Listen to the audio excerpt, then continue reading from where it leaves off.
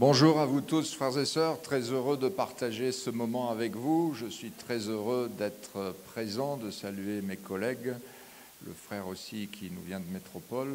Et puis vous, chers frères et sœurs, que Dieu vous bénisse et qu'il bénisse aussi vos assemblées si vous venez de différents lieux et également vos propres familles. Je suis toujours émerveillé lorsque je pense à l'œuvre que Dieu a faite dans cette île.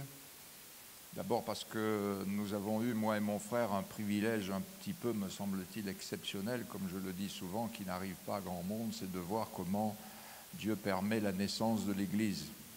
Là où il n'y a rien, Dieu suscite un homme, il l'envoie, il le sème, et à travers cet homme, il permet que sa gloire se manifeste et que l'Église puisse naître, se développer, grandir et être aujourd'hui ce qu'elle est. Et nous croyons que dans les années, les décennies futures, elle sera encore plus glorieuse, parce que demain est mieux qu'aujourd'hui avec Jésus. Que Dieu soit béni. Pourquoi Dieu s'est-il servi de quelqu'un? C'est parce qu'un jour, cette personne a dit « me voici » et qu'elle a su, avec intelligence mais confiance, mettre sa vie entre les mains du Seigneur. Et c'est ce que je voudrais vous proposer ce matin au travers d'un texte de l'Évangile de Jean, chapitre 6, un texte qui est bien connu, qui est même mentionné, c'est assez rare quand même, 4 fois, Matthieu, Marc, Luc et Jean. Ça veut dire que s'il est mentionné dans les 4 évangiles, c'est qu'il est très important, me semble-t-il. Lisons au chapitre 6 et au verset 4.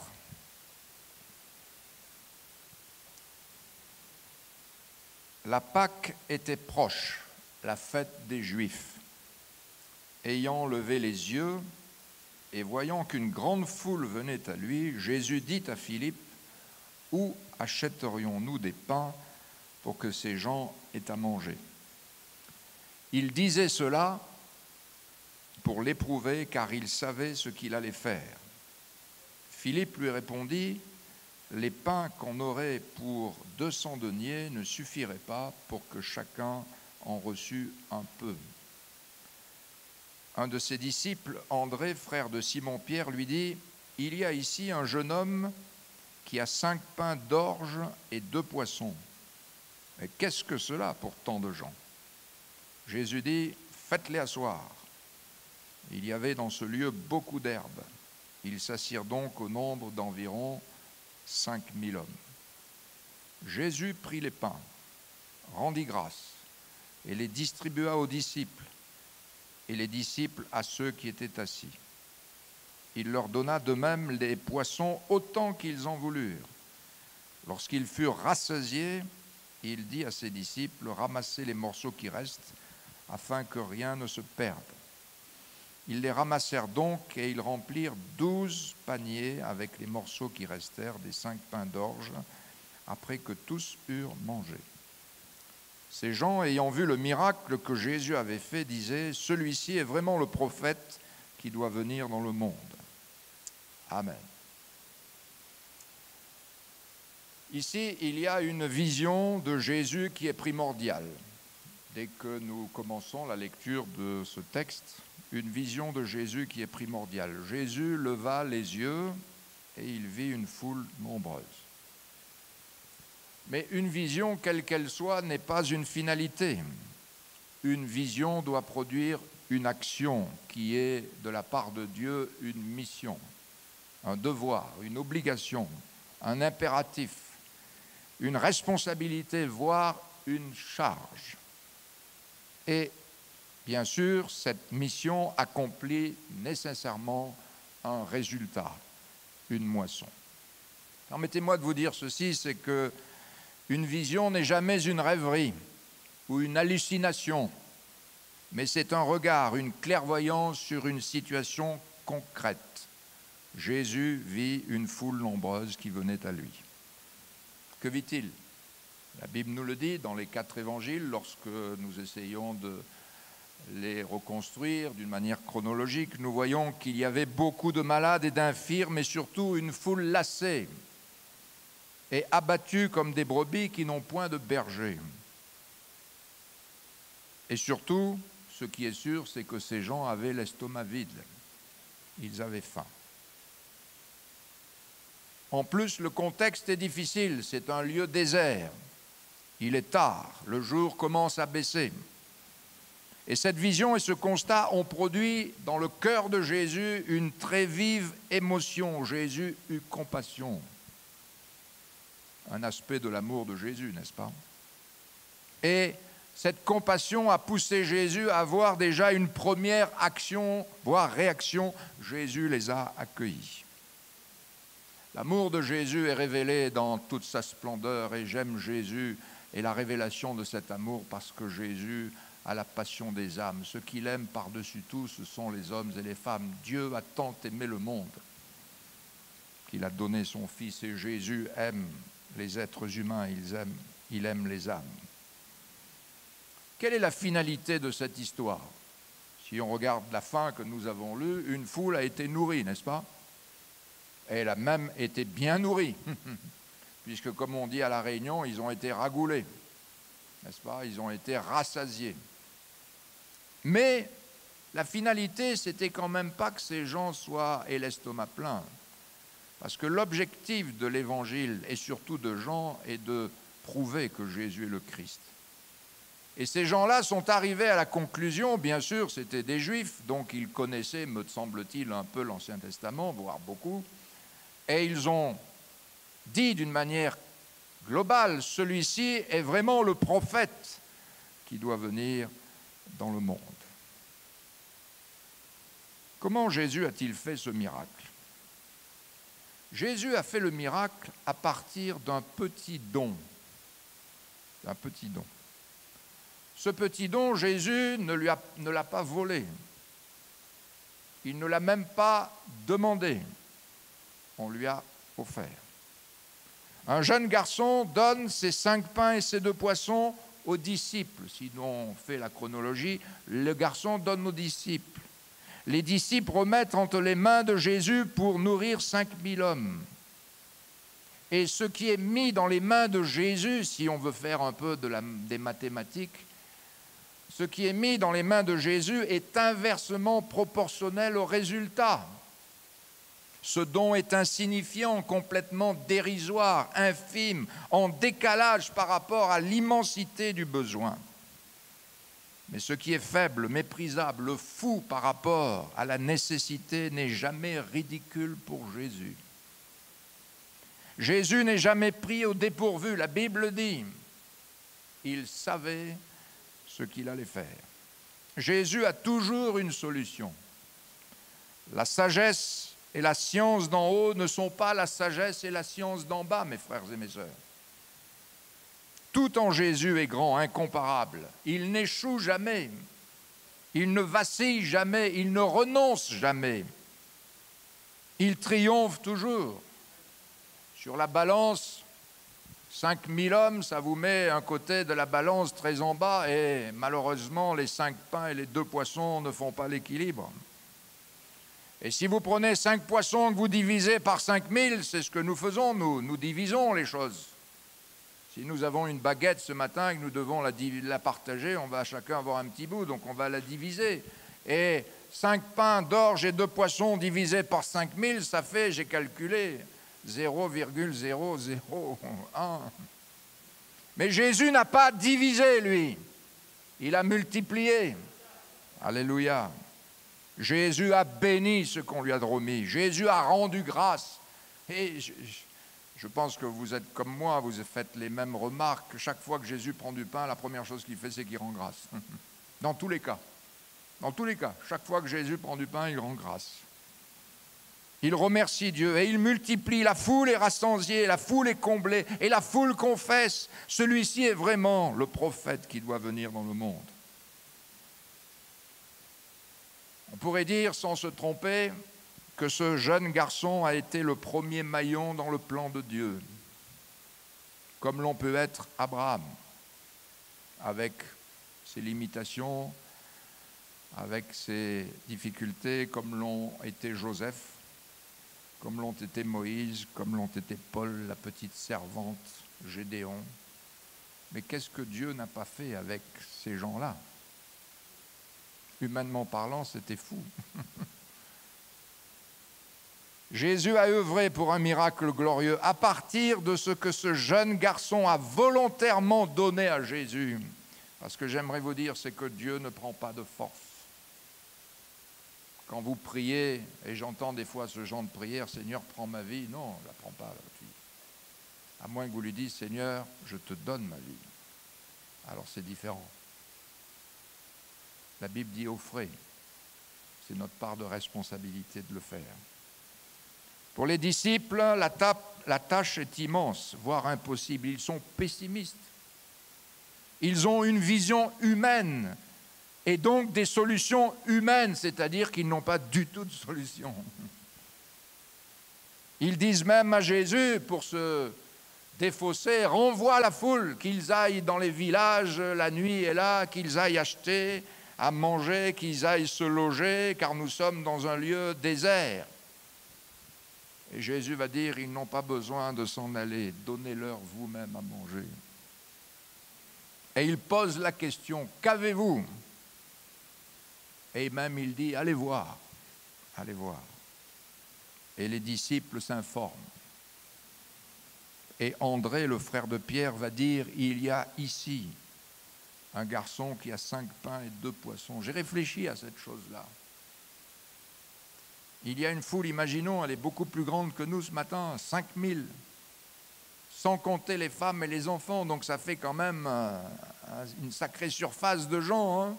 5000, imaginons que chaque homme soit venu avec sa femme, imaginons, hein. C'est pas écrit, mais essayons de comprendre, ça fait 10 000, si chacun est venu avec 2 enfants, ça fait 20 000. Et ils disent, il y a ici un jeune garçon qui a 5 pains et 2 poissons.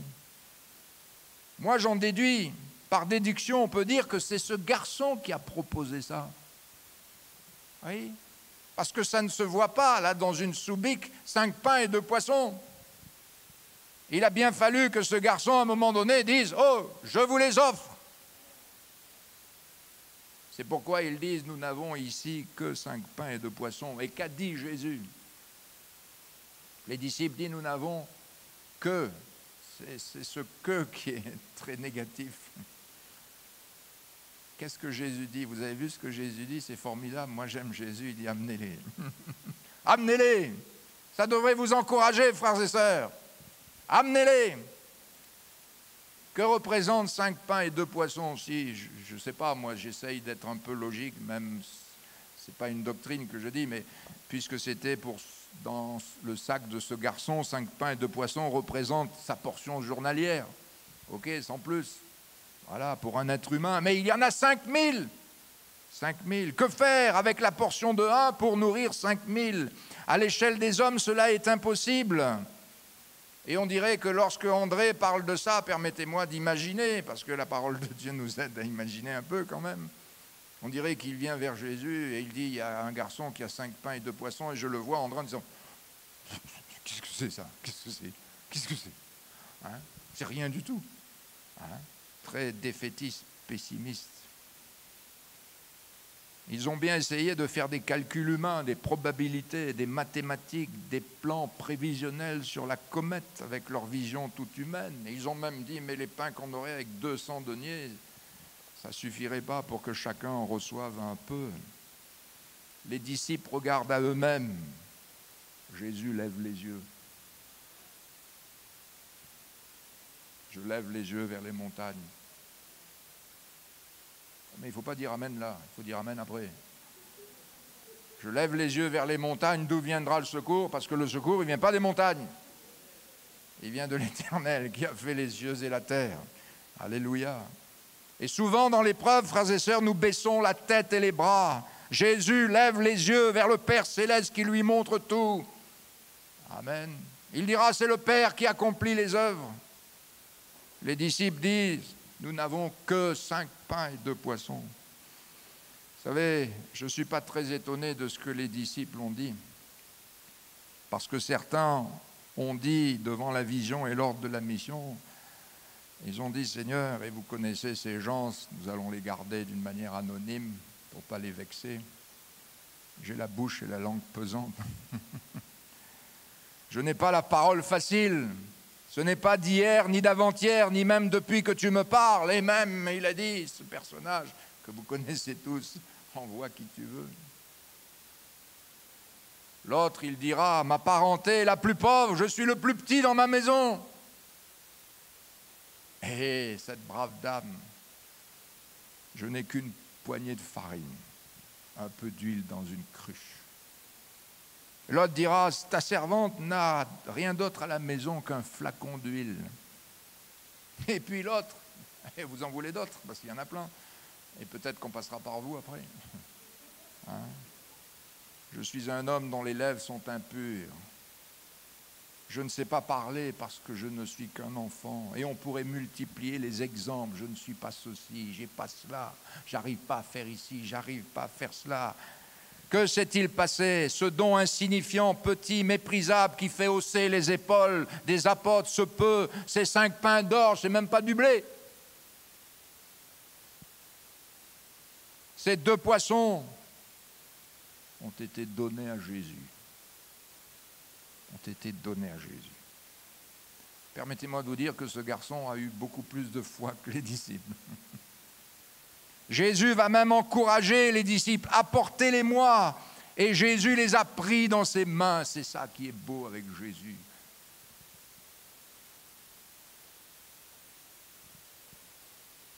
Mais il n'y a que cela, diront les disciples, apportez-les-moi. Tu as une bouche, une langue pesante, apporte-la-moi. Combien de frères dans le ministère, j'ai vu que des gens bégayaient. Je pourrais vous en citer. Mais quand Dieu les utilisait, ils ne bégayaient plus du tout. D'autres dira, mais je suis petit, je suis rien, insignifiant, je ne suis pas allé à la grande école. Et mes ciserons n'avaient pas le certificat d'études.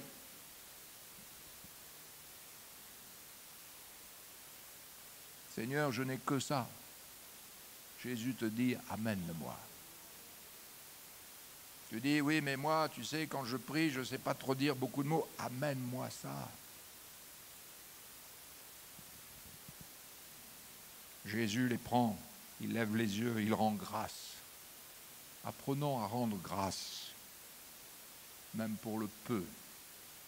Je me rappelle ce jeune garçon qui un jour est venu voir le missionnaire, il est arrivé, il n'a rien dit, il lui a tendu dans sa main quelque chose. Dans sa main, il y avait un petit cochon. C'est-à-dire une tirelire. Et dans cette tirelire, il y avait quelques menus monnaies. Et ce garçon, il a dit, ça c'est pour le Seigneur. Aujourd'hui, les serviteurs de Dieu. Amen. Jésus va bénir ce peu-là. Il va bénir ce peu. Il va le rompre, il va le distribuer. J'observe que tous les hommes de Dieu qui se sont sentis si insignifiants et auxquels on avait dit peut-être tu n'es rien, il te manque quelque chose, les Joseph. Joseph. Et David, on l'avait même oublié. Samuel, ce jeune garçon. Quand ils ont été remis entre les mains du Seigneur, cela a rapporté au centuple.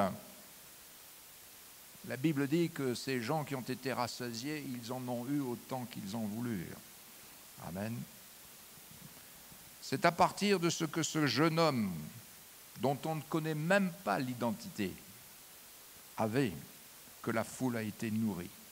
Il y a donc un processus ici. Mais à l'origine, pourquoi ces gens ont-ils été nourris? Sans se tromper, c'est à cause des 5 pains et 2 poissons, non? Vous êtes d'accord avec ça? Vous allez me dire, Jésus a fait le miracle. Oui, mais parce que le garçon avait donné ce que les gens considéraient comme rien, comme nul, comme méprisable. Cela fait partie du cheminement jusqu'au but final de Dieu. Mais au départ, c'est bien le don de ce jeune garçon. Comprenez-vous cela, frères et sœurs? C'est bien le don de ce jeune garçon qui a permis, bien sûr, entre les mains de Jésus, de nourrir 5000 hommes, sans compter les femmes et les enfants. Je dis cela, entre guillemets, ce garçon a été la matière première de Jésus. Jésus fait avec ce garçon, il fait avec ce que ce garçon lui donne. Si ce garçon n'avait rien donné, il n'aurait rien vu. Jésus aurait fait par ailleurs, hein, ne vous inquiétez pas, Jésus n'est jamais pris au dépourvu, il sait ce qu'il va faire. Un jour même, cela a été dit à une jeune fille dans l'Ancien Testament, où son oncle lui dira, si tu te tais, le salut et la délivrance viendront d'autre part, et toi tu périras. Et qui sait si ce n'est pas pour ce temps-là, comme celui-ci, que tu es parvenu à la royauté? Est-ce que ce n'était pas pour ce temps de gloire que ce petit garçon était là avec ses 5 pains et ses 2 poissons? Est-ce que ce n'est pas pour notre génération que nous sommes là aujourd'hui? Est-ce que ce n'est pas pour, avec ce que nous avons, pour notre génération que Dieu veut se servir de nous pour sa gloire et que nous devons aujourd'hui encore remettre tout entre ses mains pour que le nom du Seigneur soit glorifié? Il y a encore des âmes perdues sur cette terre et particulièrement dans notre île. Amen. Je méditais dernièrement sur ce mariage de Isaac et Rebecca et je suis arrivé à cette petite conclusion, c'est que ce serviteur est allé chercher une épouse pour Isaac, mais il l'a trouvée dans la famille de son Seigneur. J'ai réfléchi et j'ai dit, mais Seigneur, il y a encore beaucoup de gens perdus qui sont de ta famille aujourd'hui et qui ont besoin d'entendre la voix de Dieu, qui ont besoin de voir la puissance de Dieu, qui ont besoin de voir, allez, les bracelets d'or, la nature divine. Gloire à Dieu. Comprenons-nous. Je ne vous demande pas qu'avez-vous, je vous montre ce que ce garçon a fait. Jésus veut nous amener à lui ressembler, frères et sœurs, à faire et à aimer comme lui. N'est-ce pas ce que Dieu a fait avec Abraham quand il lui demande d'offrir son fils? Vous croyez que ça fait plaisir à Dieu qu'on sacrifie un garçon? Non, moi j'ai réfléchi à cela et je crois que Dieu a voulu amener Abraham au même niveau que lui dans l'amour. Amen. Et Dieu veut nous amener au même niveau, Jésus veut nous amener au même niveau que lui dans l'amour. Donner notre vie, donner ce que nous avons. La petite veuve qui a donné tout ce qu'elle avait pourvu, n'est pas là l'image de ce que Jésus va faire, en beaucoup plus grand. Elle a donné tout. Appliquons la leçon. Le miracle, c'est du domaine de Dieu. Un peu d'huile entre les mains de Dieu, vous avez vu ce que ça fait, hein? La petite servante de Naaman entre les mains de Dieu. Oh, elle aurait pu se lamenter, cette gamine. Qui sait si dans sa jeunesse, elle disait pas, elle rêvait pas, un jour je vais gagner les grands. Hein, je vais parler aux grands. Peut-être qu'on la méprisait, tu joues encore à la Barbie, jeune fille. C'est quoi ta vision, c'est quoi ton rêve? Puis un jour, elle s'est retrouvée, vous savez, pour entrer chez Naaman, je vous prie de croire que aucune personne de la race de la jeune fille pouvait rentrer comme ça chez Naaman. Hein. En temps de guerre, la maison devait être barricadée de soldats et d'agents secrets pour vérifier que le premier qui rentre, il puisse être déquillé, n'est-ce pas? Cette maison devait être imprenable. Qui pouvait rentrer chez Naaman? Si ce n'est une petite souris qui est arrivée au milieu de la maison. C'est beau, non? C'est glorieux comment Dieu fait les choses. Il envoie cette petite servante qui a vécu un brisement terrible. Hein. Souvenons-nous que Jésus a pris les pains et les a rompus. Hein. Un brisement terrible de voir son pays massacré. Peut-être, je ne sais pas, en temps de guerre, peut-être sa famille massacrée, mais on peut tout imaginer dans cette histoire-là. Et puis être envoyé chez son ennemi en train de frotter le parterre, de faire la maison, et puis d'entendre une langue qui n'est pas la sienne. Elle aurait pu se décourager, se rebeller contre Dieu, peut-être faire un coup terrible pour assassiner ce général, allez savoir. Elle est devenue un instrument de conversion de cet homme. Comme ce garçon avec ses 5 pains et 2 poissons est devenu un instrument pour rassasier la foule. Qu'est-ce qu'une mâchoire d'âne? N'est-ce pas? Qu'est-ce qu'une ânesse? Qu'est-ce qu'une ânesse entre les mains de Dieu? C'est glorieux, une ânesse entre les mains de Dieu. Vous savez, quand un âne parle comme un homme, ça c'est un miracle. Hein? Mais quand un homme parle comme un âne, c'est pas un miracle. Hein? Eh oui. J'observe que tout ce que nous avons, si nous le gardons pour nous, nous aurons des solutions humaines, ça n'aboutira à rien. Parce que pour les choses spirituelles, il faut des solutions spirituelles. Mais ce que nous avons qui sont mises entre les mains de Dieu deviennent des solutions spirituelles. Et comme il est dit au sujet de Gédéon, la Bible dit que l'Esprit de Dieu se revêtit de Gédéon. Et je crois que Dieu va se servir de ce qu'on lui donne de choses très faibles pour le glorifier. Amen. Qu'est-ce qu'un Joseph entre les mains de Dieu? Vous avez vu ce qui s'est passé à la cour de Pharaon. Pourtant, il a été méprisé par ses frères. Qu'est-ce que 300 hommes avec une cruche et un flambeau? Qu'est-ce que cette jeune fille de Nazareth, appelée Marie? Me voici, entre tes mains. Elle aurait pu refuser, non? Soyons honnêtes, elle aurait pu dire non, moi je vais me marier, j'ai des plans avec Joseph, laisse-moi tranquille, j'ai pas besoin de ça. Elle s'est offerte. Nous avons un secret là. Elle s'est offerte. Qu'est-ce que 5 pains et 2 poissons? Qu'est-ce qu'aimait Cizeron dans les mains de Dieu? 30 ans, 3 enfants. Quand il a dit, frère, il est allé voir son pasteur, il a dit, frère, Dieu m'appelle au ministère, je vais tout quitter. Le pasteur l'a vu, il a dit, oh frère, doucement, vous avez déjà 30 ans, c'est déjà assez vieux. Vous avez déjà 3 gamins, donc il faut lever le pied, hein. Doucement, doucement. Hein. La Bible dit, Dieu a choisi les choses folles du monde pour confondre les sages. Dieu a choisi les choses faibles du monde pour confondre les fortes. Dieu a choisi les choses viles, celles qui ne sont pas, pour réduire à néant celles qu'ils sont. Amen. Alors j'en arrive à la fin de mon message. Nous avons commencé en disant la Pâque était proche, la fête des Juifs. Pourquoi c'est noté ça? Pour beaucoup de raisons. Je suis sûr que si 50 prédicateurs se succédaient à prêcher ce message, il y aurait 50 pensées, parce que la parole de Dieu n'a pas de limite, n'est-ce pas? La Pâque des Juifs était proche. Bien sûr, c'est une fête juive, mais pour nous, aujourd'hui, la Pâque, c'est le don par excellence. La Pâque, c'est le don d'amour de Jésus qui dit « Me voici », celui qui se donne au Père, qui se donne à son Père. Il dit « Me voici, tu m'as formé un corps, alors j'ai dit « Me voici pour faire ta volonté ». Et qu'est-ce que Jésus a dit? Vous connaissez ces passages. Si le grain qui est tombé en terre ne meurt, reste seul, il reste seul, n'est-ce pas? Mais s'il meurt, il porte beaucoup de fruits. Je ne suis pas un agriculteur, je ne connais pas tout cela. Certains parmi vous le sont ici dans cette région. Mais lorsque le grain est semé, il traverse une période noire, sans lumière.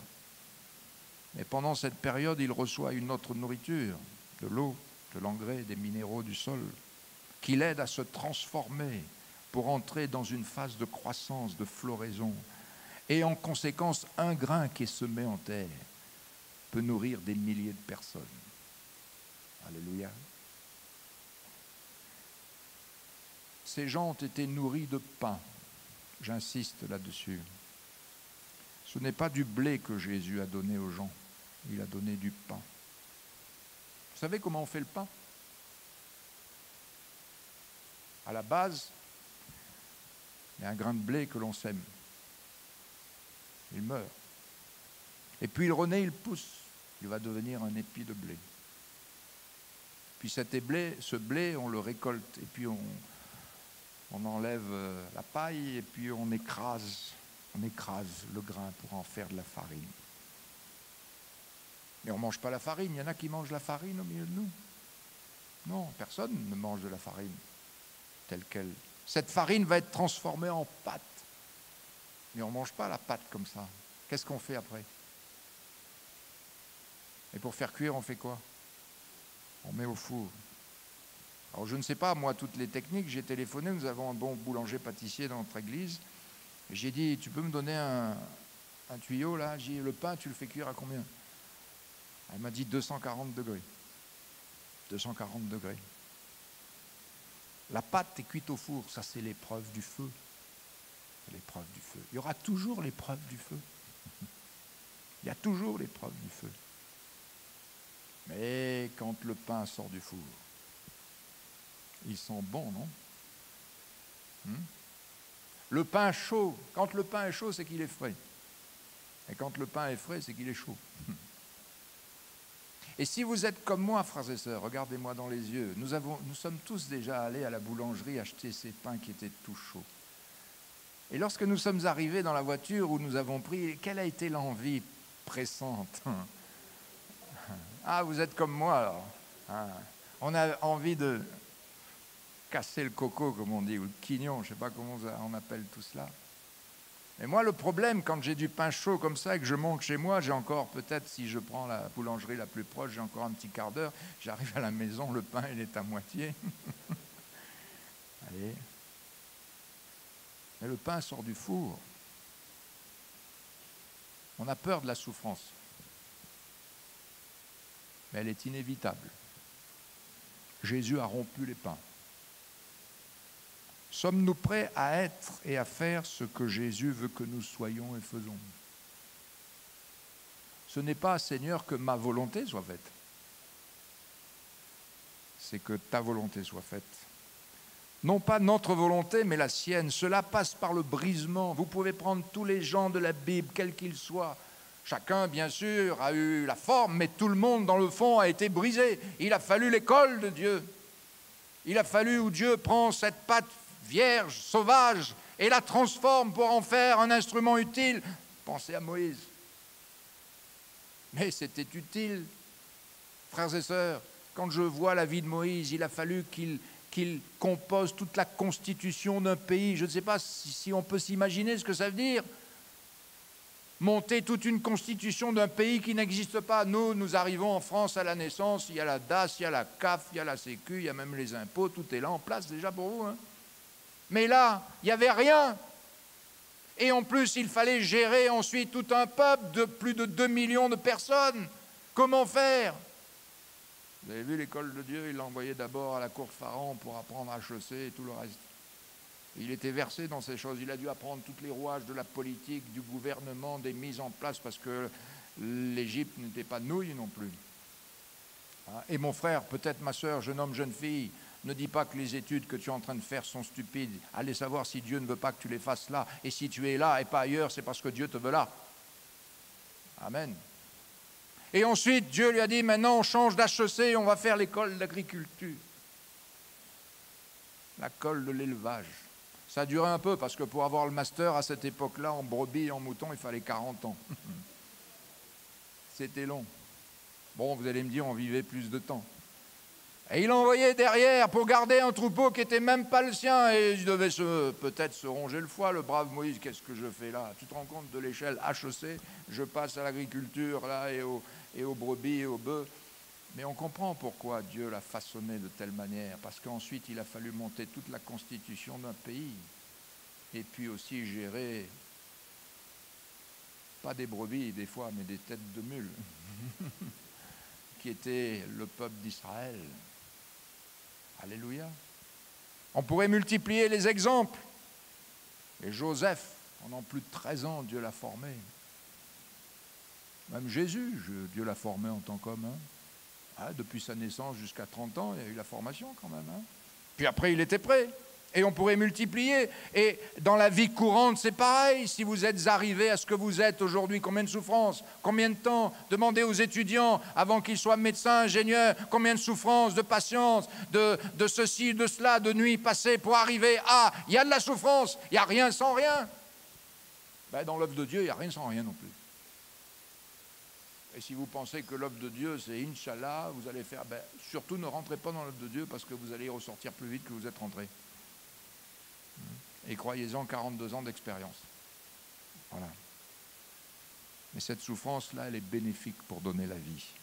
Ils furent rassasiés. Voir les autres bénis. J'espère qu'un jour, j'irai voir ce petit garçon dans le ciel. J'y dirai, bon, il a dû grandir quand même. Je dis, mais donne-moi un peu ton ressenti. Vous imaginez ce que ce garçon a vécu, là, de voir ces 5 pains donnés entre les mains de Jésus, mais le voir rassasier les gens, permettez-moi de vous dire que ça l'a rassasié lui, non? Et je comprends pourquoi Jésus dit, j'ai une nourriture à manger que vous ne connaissez pas. Pourtant, les disciples lui avaient amené de quoi manger. mais de voir les gens sauvés, les gens bénis, les gens touchés par la grâce de Dieu. Je crois que c'est une expérience qui l'a marqué à vie, l'a nourri toute sa vie. Rien que d'y penser, je ne sais pas si ce jeune homme a eu que cette seule expérience dans sa vie. Vous savez, il y a des gens qui ne font qu'une œuvre pour Dieu dans leur mari, n'en a fait qu'une. Mais ça vous transporte dans les moments de découragement, dans les moments difficiles, d'épreuves, même au bout de la vie, où tout d'un coup la vallée de l'ombre de la mort est là. Vous dites, Seigneur, ma vie n'a pas été inutile, je l'ai remise entre tes mains et tu en as fait quelque chose. Alléluia. Et s'il était là aujourd'hui, ce jeune homme, et qu'on lui dit, jeune homme, peux-tu rendre ton témoignage? Il dirait ceci, je crois qu'il le dirait, mon histoire est dans le livre de Dieu. Amen. Dans le livre de Dieu. N'est-il pas écrit que nos œuvres qui sont faites en Dieu, parce qu'elles sont faites en Jésus, ces œuvres ici, il dit les œuvres nous suivent. Amen. Ce jeune garçon a été un maillon principal du rassasiement de cette foule. Il a participé à la gloire de Dieu. Je comprends que David disait « Je deviens grand par ta bonté ». Il ne s'élevait pas, le gars. Mais le fait de participer à la gloire de Dieu nous revêt de gloire aussi, non? Bien sûr, nous gardons l'humilité, mais nous sommes heureux. Ce n'est pas une fierté égoïste, mais nous sommes heureux de servir le Seigneur et de dire « Seigneur, je te rends grâce de ce que dans son temps, dans mon temps, dans ma génération, j'ai pu servir à ton dessein. » Ce jeune garçon a donné ce qui était petit, mais il a osé perdre en donnant à Jésus. Et dans les mains de Jésus, ce don a été béni et il a rapporté au-delà de toute espérance. Telle est la leçon pour nous ce matin, frères et sœurs. Ce n'est pas ce que ce jeune homme a, c'est surtout ce que ce jeune homme a fait avec ce qu'il a.